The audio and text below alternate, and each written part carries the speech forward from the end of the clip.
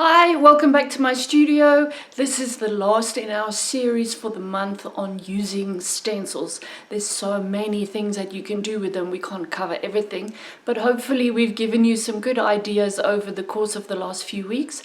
And I've got the last idea for you today, how you can make your own stencils. So let's head to the table and I'll show you how it's done.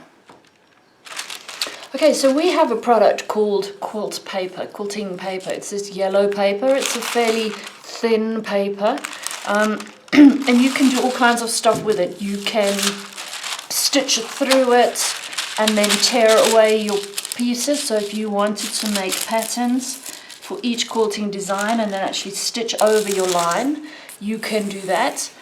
Or you can make a stencil like I'm going to show you today. So I'm just going to tear off a slightly smaller piece of paper, and then I'm going to use this design. If this was an applique design on my quilt, I might want to repeat the flower shape in other areas of the quilt, if I want it to be exactly the same and the same size each time, then I can make myself a stencil.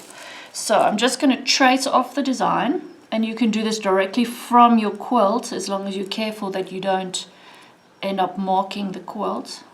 Try and get on the lines, Claire.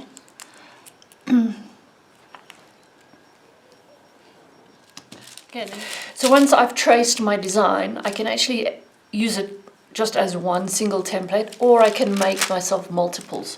So if I fold the paper, having given myself enough in the beginning, and stack it like this, then now I can make multiple templates at once.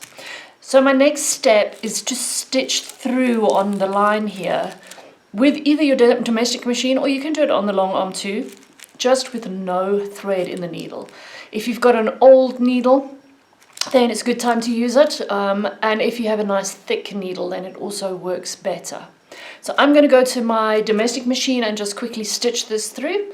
I'll be back in a second. Okay, so I have stitched through. I am a little bit close to the edge of the fold here, and you probably can't see it so great from that side, but if I turn it over, hopefully you can see that there are punch holes where the needle has gone through. So now I can literally separate these out.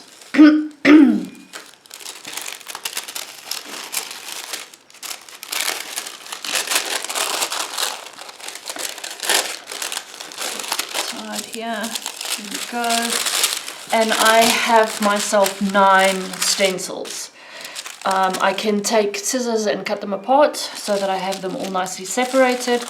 And then you're going to feel.